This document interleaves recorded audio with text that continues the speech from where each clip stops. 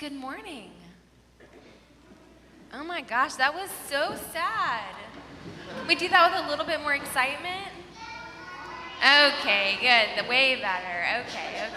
All right, so this morning, I want to talk a little bit about fun things that you have done with your friends, okay? Has there ever been something so cool and fun and exciting that you have to bring a friend with you? Okay, yeah? What was it? Yeah, Emma?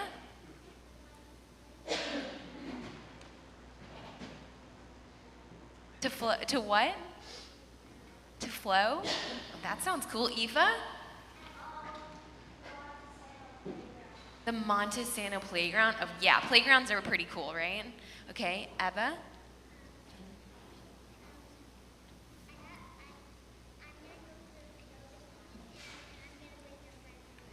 Okay, you're gonna go to Flow this weekend and bring a friend? Okay, what is Flow? I have no idea what this. Oh, a jump park. Okay, that sounds amazing. Penelope, you're scared of Flow. Well, okay, then maybe that's I would be scared of Flow too. All right, what? Oh my gosh, that sounds.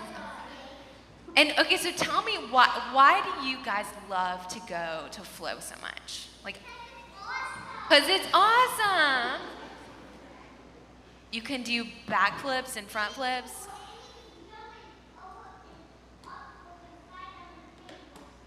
Inflatable slides, yes, please. What else? What are other like really fun things that you have to bring your friends to? Yeah, Fernando.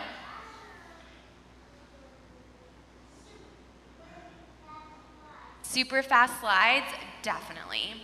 Okay, so all of these things you guys are naming are really fun events, and you love them because you love them, right? And because they're awesome, definitely, but because you guys love them. You love them, and it's something about you that you want to bring your friends on, okay? You want to bring your friends with you on these fun things, right? And you're right, your sister or your brother or your friend. Okay, so this morning we hear about Jesus, and where does Jesus go this morning? He goes on the mountain, that's right. He goes on the mountain, and what happens on the mountain? Does anyone remember what happens? Eva.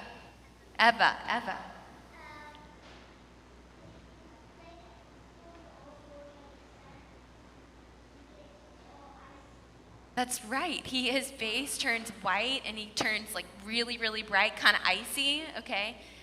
Aoife. That's right. He talks on the mountain. He has like a pretty incredible experience, right? Like if he talks on the mountain with his friends. Does he see dead people? No. Okay, he sees people who have already, they come back from the dead in a way. Okay, Penelope.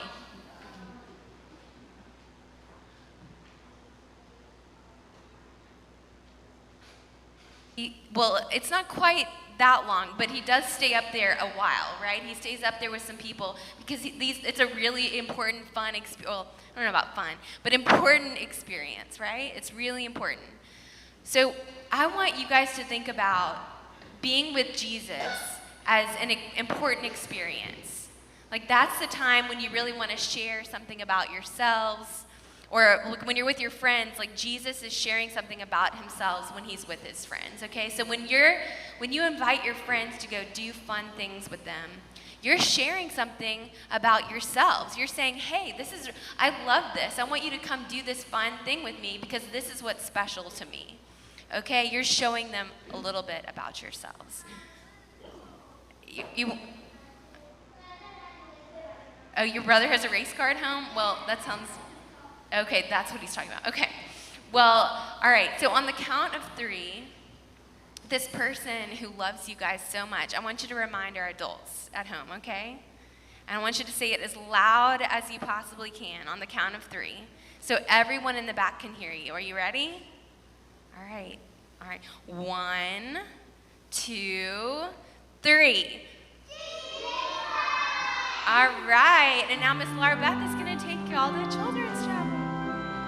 Stop, guys.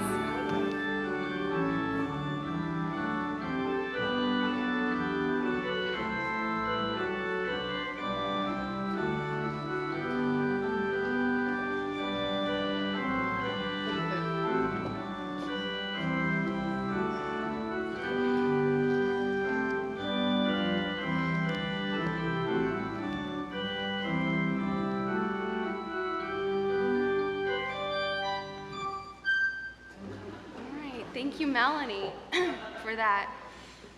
Okay, so thank you for bearing with me as I tried to make my way through Transfiguration with 3 to, 8-year-olds, 9-year-olds. I don't know how much easier it is for those of us who are a little older than that. But I'm going to do my best to talk about some things that I think we can glean from this really extravagant and holy experience that Jesus shares with his friends on the mountaintop this morning. So before I get to that, I want to talk a little bit about the Book of Common Prayer. And I'm holding up, this is not the Book of Common Prayer, obviously. This is our service bulletin, our order of service.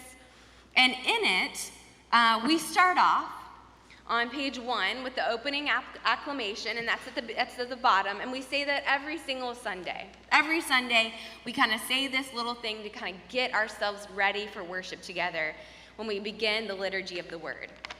And then every single Sunday, we have a collect of the day. And the collect of the day is on the second page of our order of service this morning. And it changes. I don't know, some of you may have noticed this if you've been around for a while. I know some of you have definitely noticed. But it changes every single time we do the Eucharist. Every single time. And if you're here on a Sunday for a principal Eucharist, like this morning, it's going to be different than it was last week, and then it was next week, and then in 4 or 5 weeks from now. It just keeps changing, because it kind of follows this pattern. It follows a liturgical pattern, but it also kind of sometimes, best case scenario, it fits with the readings that we have. And I love it. It really summarizes the readings and where we are in our season right now. So it says, "May we be strengthened to bear our cross." And this is a line in the collect of the day, that we pray for strength, that we may be changed into Christ's likeness, that same glory, like the glory he is and reflects on the mountaintop when he is transfigured.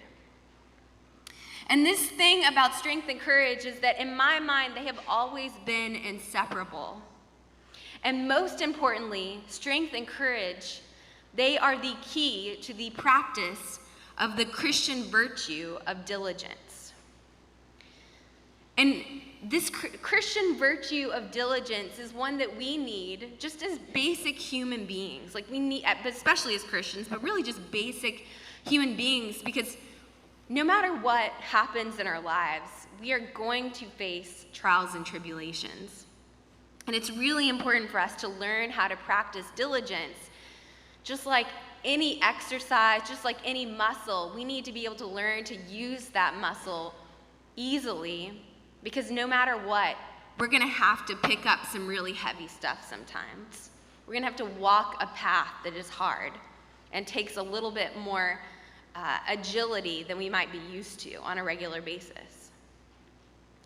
So the gospel reading, though, it also really locates us, particularly as disciples of Jesus, back to following a prophet towards the path of suffering. Because that's also a part of this Christian diligence, is that if you are a Christian, that sets you aside and adds a certain emphasis to what it means to the need to practice the virtue of diligence.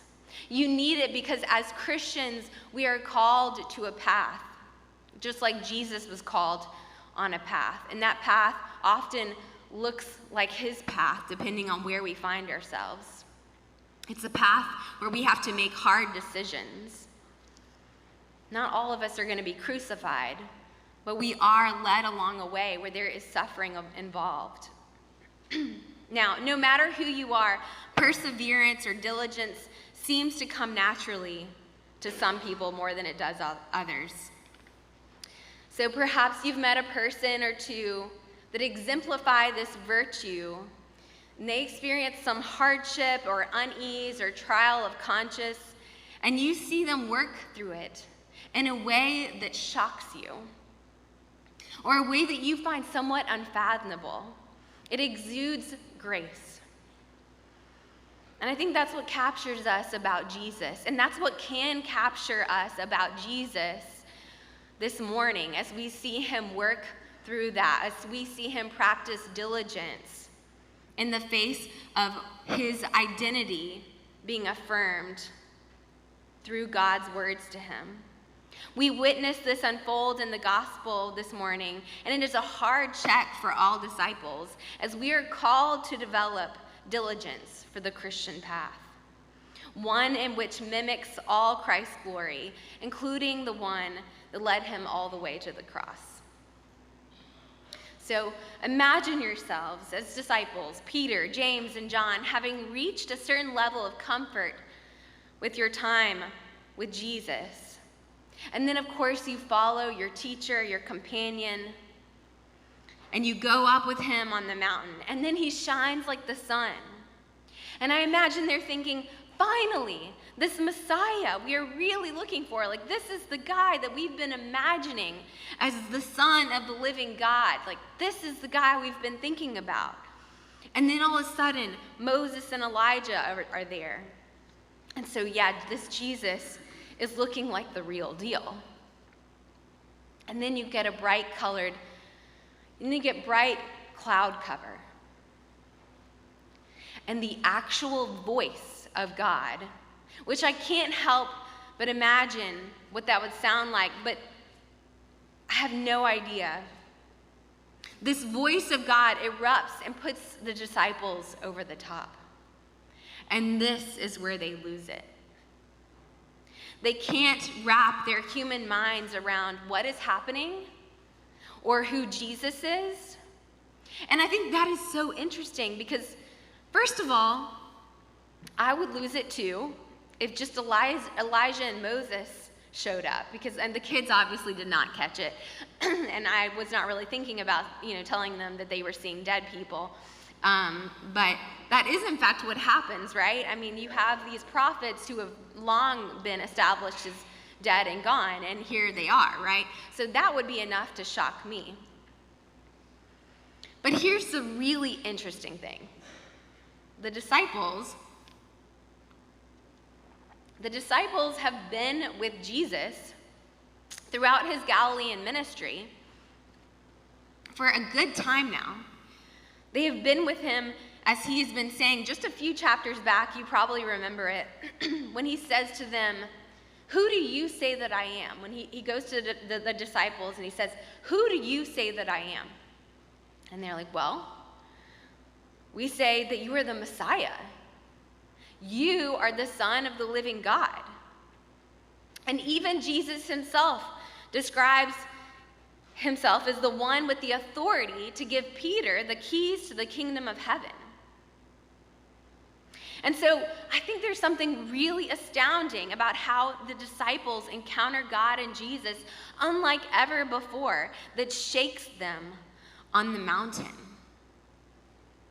Because it's not like they haven't been hearing it or that they haven't even saying it out loud, but there's something that happens when they hear God describing Jesus' identity, when they hear God calling Jesus beloved, and they fall to the ground and are overcome with fear.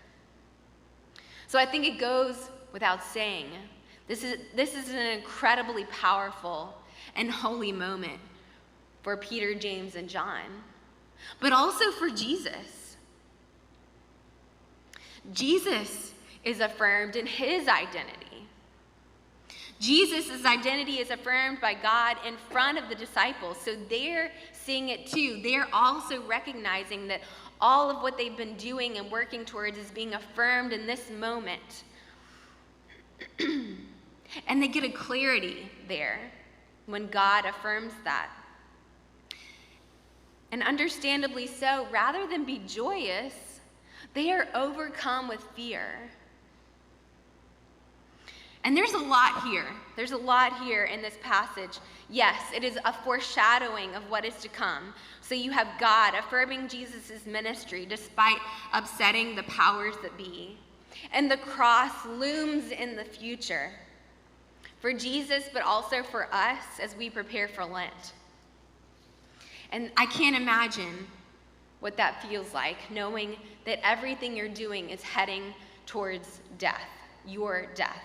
And I imagine the disciples also begin to have a click of realization when they see that their teacher is heading towards death, if they're even there at that moment.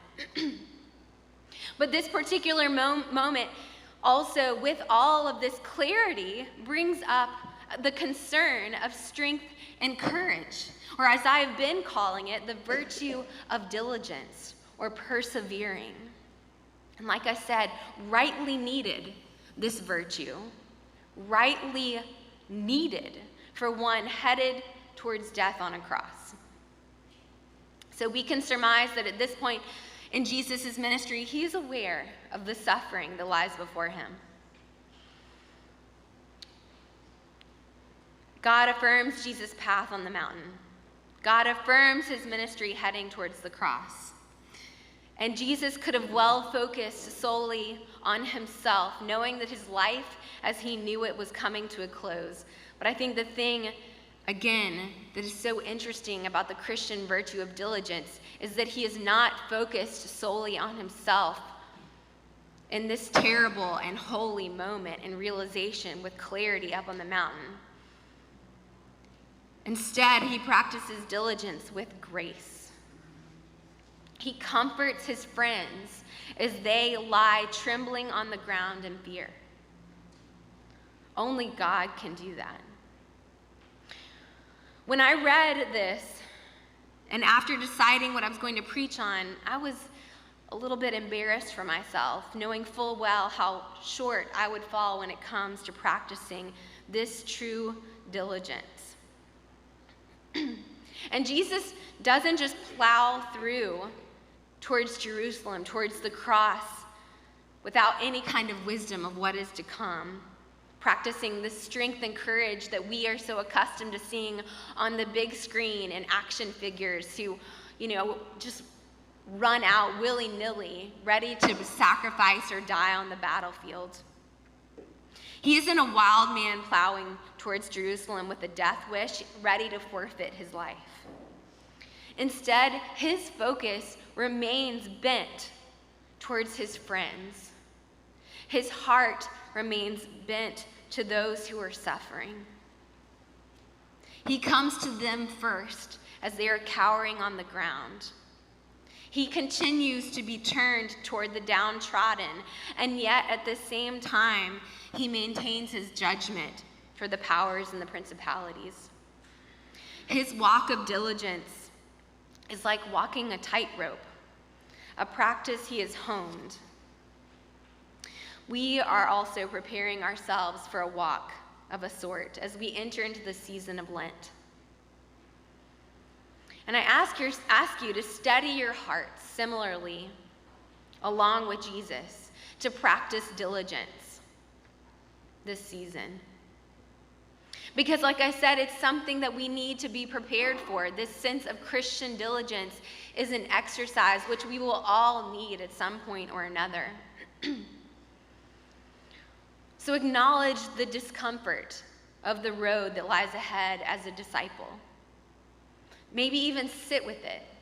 Examine it if you can, if you're at that place. I realize that we are all at different places in our lives, so I'm not asking you to pick up a whip and beat yourself for the sake of experiencing some sort of suffering for the sake of suffering, because that is not what our life is about. That is not what this journey is about.